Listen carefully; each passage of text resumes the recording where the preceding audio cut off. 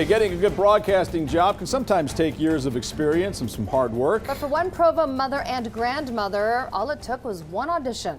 Tonight, Dan Rascon takes us inside the story of The Voice, working the afternoon shift on Classical 89. The question you may be asking, how did she manage to pull it off? It is a great voice, a pleasant personality, and a knack for pronouncing very difficult musical selections. Now Peggy Woodruff, who had zero radio experience, is living her dream, just like her son, who you know right here on 2 News. Life is full of choices, especially on radio. But for those who want to slow things down, there is always one radio station you can count on your FM dial. It's KBYU's Classical 89, coming to you live from BYU's broadcast building. And every afternoon, 10 seconds. From noon to 3, It's 6 you minutes can hear the past soothing 12. voice of... Good afternoon, I'm Peggy Woodruff. Here Watching till Peggy 3 at o'clock. work. Peter Tchaikovsky started writing his Symphony No. 5. You would think on Classical 89. she has years and years of broadcast training and experience. But the truth is, when Peggy first walked into the studio to audition for her job 2 years ago, she had... Zero. Nothing. Zero. No training at all. That's right. 60-year-old Peggy Woodruff, a mother of 6 kids and grandmother of 4, never worked in radio or had taken a broadcasting class. And now I'm a DJ.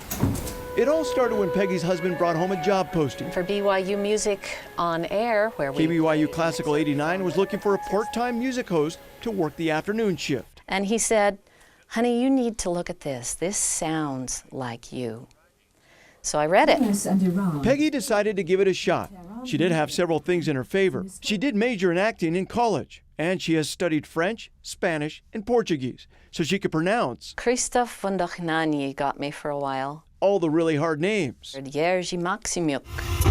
With no broadcasting experience whatsoever, of course, a board like this can be very intimidating, very scary to try and run. But for Peggy, they said, don't worry about this, we can teach you. We just want someone with a warm voice and a pleasant personality. He said, you know what? This is not brain surgery. If you make a mistake, no one is going to die. Peggy, of course, got the job.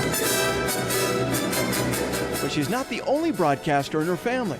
Remember, her last name is Woodruff. Yeah, the 3 T's here. You know her son, 2 News reporter Daniel Woodruff. Yeah, the mother follows the son. Isn't that weird? Unlike Peggy, Good evening, I'm Daniel Woodruff. Daniel's always wanted to get into broadcasting. I'll be right back after a word from your local station. My son knew he wanted to be a broadcaster when he was 11. It's an honor to be invited into your life. Thanks. And now for Peggy has that spending time broadcasting bug, something she never would have imagined. No, never, ever. It's become something in her life she can't imagine not happening. I've discovered that late in life, you Have a great can afternoon. choose something entirely new and learn and grow and add to the person that you are. Peggy can also be heard on Saturdays and Sundays during the afternoon. Those are pre-recorded shows, so she does at least get a couple of days off a week. She says she loves the people and the environment she works in and hopes to stay for a very long time. For more information on Inside the Stories, go to our website, KUTV.com, click on Features and Inside the Story.